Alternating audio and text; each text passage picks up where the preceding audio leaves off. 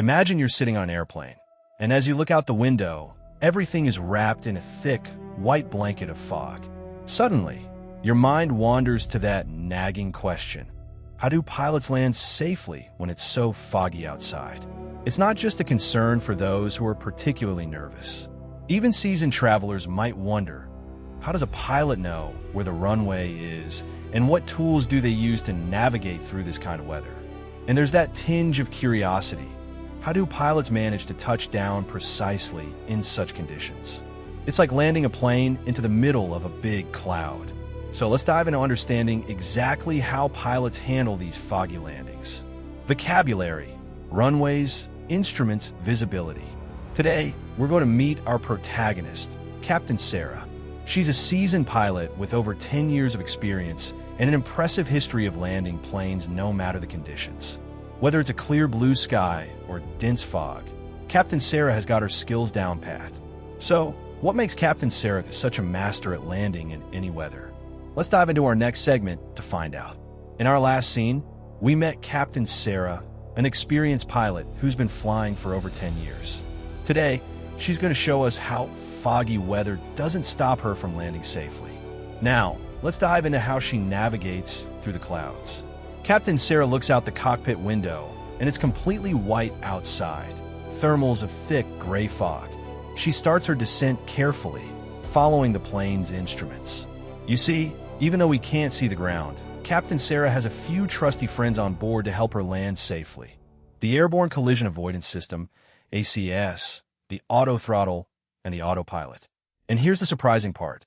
These tools are like having a map and compass when you're hiking.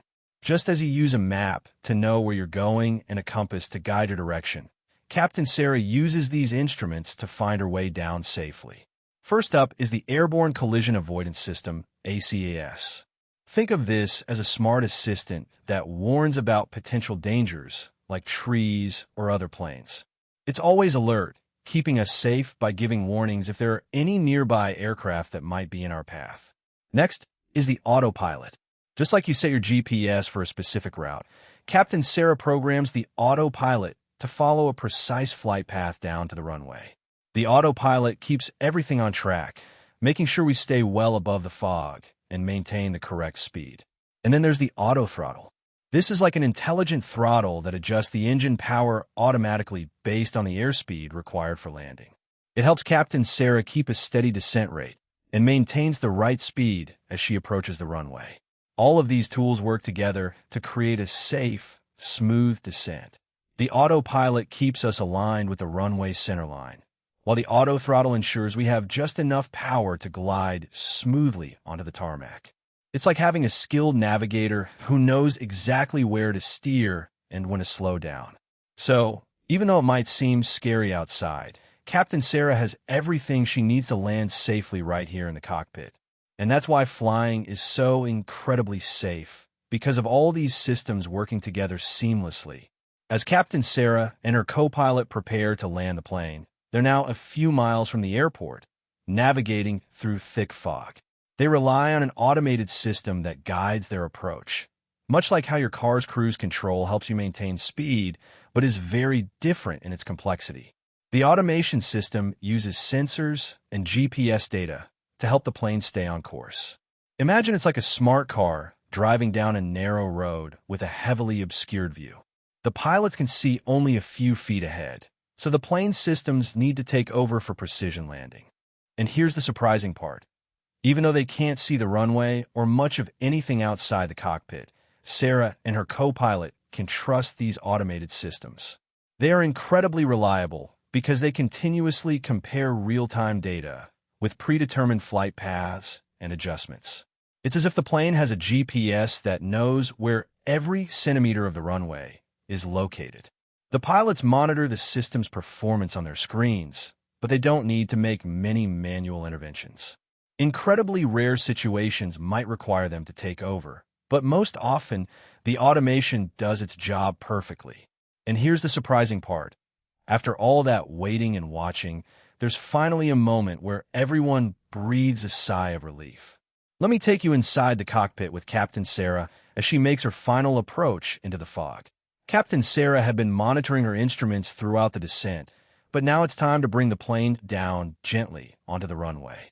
She glides the Airbus A320 smoothly over the ground, using a mix of visual cues and critical navigation tools. The runway lights are barely visible through the dense mist, which means she relies almost entirely on the advanced technology in front of her. She checks the Instrument Landing System, ILS, display that shows her precise heading and glide path just like a virtual highway in the sky. It's incredibly rare for pilots to have perfect conditions every time, but thanks to modern aircraft equipped with these systems, they can land even when visibility is almost zero. The autopilot system does much of the work here, keeping the plane steady on course.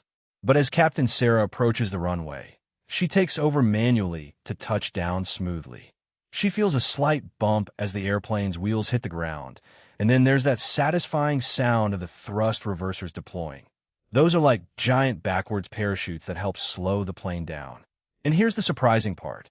Even experienced pilots sometimes rely on a bit of luck when landing in fog. Imagine you're walking down a dark street on a misty night, trying to find your way home. The visibility is low, and it's hard to see more than a few steps ahead. Now think about that, but with a 10-meter wide runway stretching out before you. That's what pilots face in heavy fog. Pilots are trained to use all the tools at their disposal: radar, GPS, and even a little bit of luck. They'll check the weather report meticulously, plan their approach carefully, and use every available information source. But sometimes, there's just no substitute for a clear view or a good guess. Let me give you an example. Once I was landing a plane in very thick fog. The runway lights were barely visible, and I couldn't see the ground at all. I had to trust that my instruments were accurate and rely on the weather reports confirming there would be no sudden changes. And as I approached the runway, I watched carefully for any small movement or hint of light. It's like trying to catch a glimpse of your hand in thick fog with just a little luck. That's why pilots always have a backup plan. They know that even when everything seems stacked against them, they can bring the plane down safely by staying focused and using all the resources at their disposal. And sometimes, it takes more than just following procedures. It requires a bit of luck to land in those challenging conditions. So remember, flying is incredibly safe because pilots are trained to handle any situation that comes their way, whether it's with perfect precision or a little bit of luck. If you'll never look at a plane the same way, you know what to do now.